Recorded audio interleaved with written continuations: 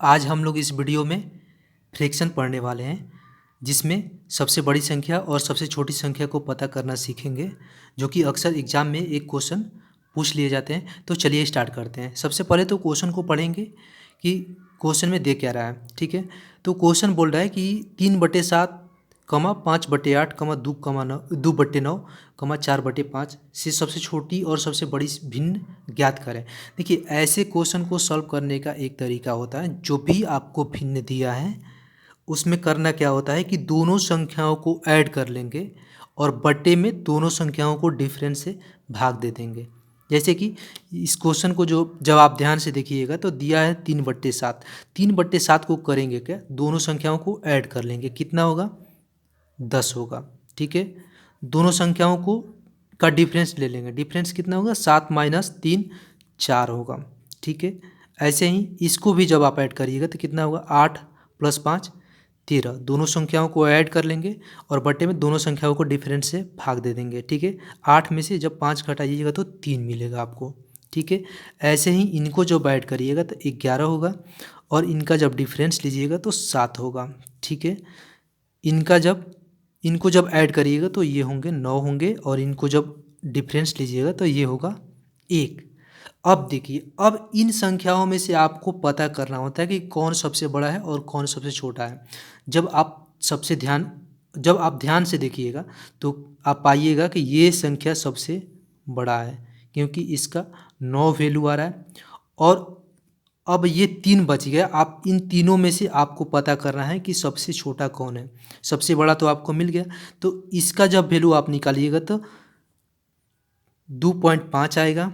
ठीक है, जब इसका वैल्यू निकालिएगा तो 4 पॉइंट समथिंग आएगा। ठीक है, 4 पॉइंट समथिंग आएगा और इसका जब वैल्यू निकालिएगा तो 1 समथिंग आएगा। देखिए, जब आप देखिएगा तो पता चलेगा कि ये वाला जो वैल्यू है सबसे कम मिल रहा है। ये वाला वैल्यू किसके करस्पॉन्डिंग मिल रहा है, 2/9 के करस्पॉन्डिंग मिल रहा है। तो ठीक है, सबसे बड़ा कौन हुआ, 4/5। यहाँ पर 4/5 के करस्पॉन्डिंग ये आया है, तो 4/5 सबसे बड़ा हुआ। और छोटा कौन हुआ, छोटा हुआ आपका कौन, ये वाला 11/7। 11/7 किसके करस्पॉन्डिंग आया है, 2/9 के करस्पॉन्डिंग, 2/9। आप दोनों आंसर मिलाइए, कोई दिख रहा है क्या। तो जब आप आंसर देखिएगा तो कौन है, आंसर नंबर 4 आपका आंसर होगा। ठीक है, चलिए अगले क्वेश्चन को सॉल्व करते हैं। देखिए, जब आप इस क्वेश्चन को देखिएगा तो ऐसे क्वेश्चन को सॉल्व करने का 2 तरीका होता है। देखिए, आप क्वेश्चन को जब देखिएगा तो 6/7, 8/9 और 7/8 और 9/10 में से सबसे छोटी और सबसे बड़ी संख्या पता करना है। देखिए, आप संख्या को जब देखिएगा तो इनके बीच का डिफरेंस जो है 1 है, इनके बीच का भी 1 है, इनके बीच का भी 1 है, इनके बीच का भी 1 है। तो ऐसे में संख्याओं को जो पता करना होता है तो एक रूल होता है कि जिसका अंश सबसे बड़ा होता है वो सबसे बड़ा होता है और जिसका अंश सबसे छोटा होता है तो सबसे छोटी संख्या होती है। ठीक है, तो ऐसे तो आप मेथड 1 से आप पता कर सकते हैं कि जिसका अंश सबसे छोटा होगा वो सबसे छोटा होगा। तो सबसे अंश छोटा किसका है, इसका है, 6/7 का। तो सबसे छोटा संख्या ये हो गया 6/7, छोटा